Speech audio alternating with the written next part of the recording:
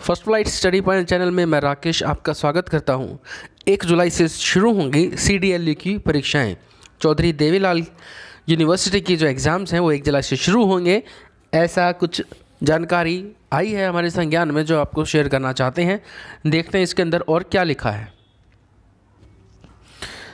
इसमें लिखा है, चौधरी देवीलाल विश्वविद्यालय सिरसा में परीक्षाओं के लिए गठित कमेटी ने अपनी रिपोर्ट विश्वविद्यालय के कुलपति प्रोफेसर राजवीर सिंह सोलंकी को सौंप दी है और इसके बाद विश्वविद्यालय प्रशासन ने 1 जुलाई से स्नातक व स्नातकोत्तर अंतिम वर्ष और अंतिम सेमेस्टर के विद्यार्थियों की परीक्षाएं करवाने का निर्णय लिया है। विश्वविद्यालय में पढ़ रहे विद्यार्थियों का आगामी शैक्षणिक स्तर 1 अगस्त 2020 से प्रारंभ हो जाएगा, जबकि दाखिला प्रक्रिया पूर्ण होने के उपरांत पहले सेमेस्टर की कक्षाएं 1 सितंबर 2020 से प्रारंभ होगी।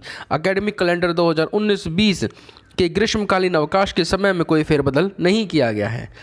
विश्वविद्यालय के कुलपति प्रोफेसर राजवीर सोलंकी ने इस संबंध में जानकारी देते हुए बताया कि कोविड-19 महामारी के चलते परीक्षाओं की तिथि निर्धारित करने, आगामी शैक्षणिक स्तर का एकेडमिक कैलेंडर निर्धारित करने और विश्वविद्यालय तथा इससे संबंधित महाविद्यालयों में नए पाठ्यक्रम में दाखिला लेने की तिथि निर्धारित करने के उद्देश्य से dean faculty of commerce and management professor Sultan Singh की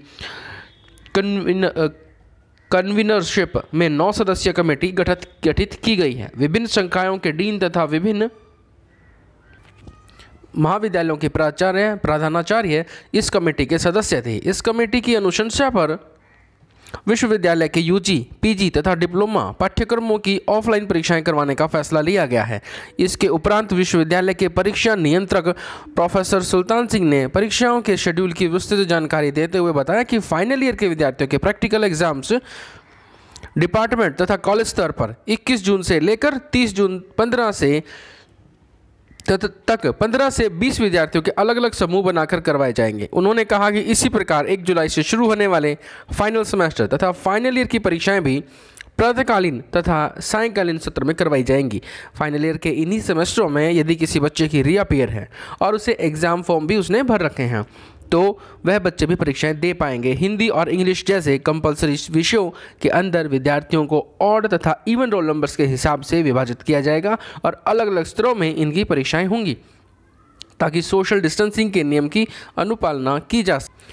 प्रोफेसर सुल्तान सिंह ने आगे बताया कि जिन विद्यार्थियों को दूसरे, चौथे तथा छठे सेमेस्टर के दौरान इंटर्नशिप ट्रेनिंग या प्रोजेक्ट रिपोर्ट करनी थी, वह अब ऑनलाइन मोड के माध्यम से 2 या 3 सप्ताह की ट्रेनिंग अपने टीचर्स के माध्यम से कर सकेंगे।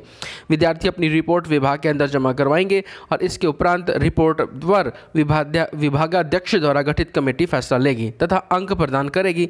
20 जुलाई से पहले संबंधित विभाग के अध्यक्ष तथा कॉलेज प्रधानाचार्य को ट्रेनिंग प्रोजेक्ट रिपोर्ट के अंक विश्वविद्यालय के वेब पोर्टल पर अपलोड करने होंगे। विद्यार्थियों के इंटरनल असेसमेंट के अंक 30 जून से पहले विभाग तथा कॉलेज के यूनिवर्सिटी के वेब पोर्टल पर अपलोड करने होंगे। उन्होंने कहा कि जो शोधार्थी PhD का कार्य कर रहे थे और शोध कार्य जमा करवाने की तिथि लॉकडाउन पीरियड के अंदर पड़ती थी, उनके लिए विश्वविद्यालय प्रशासन ने UGC की गाइडलाइन की अनुपालना करते हुए 30 सितंबर 2020 तक शोध कार्य जमा करवाने की तिथि को बढ़ा दिया है। उन्होंने कहा यदि किसी विभाग में महाविद्यालय द्वारा परीक्षा फॉर्म सबमिट नहीं किए गए हैं तो वह भी 10 जून तक बगैर किसी लेट फीस के परीक्षा फॉर्म जमा करवा सकते हैं।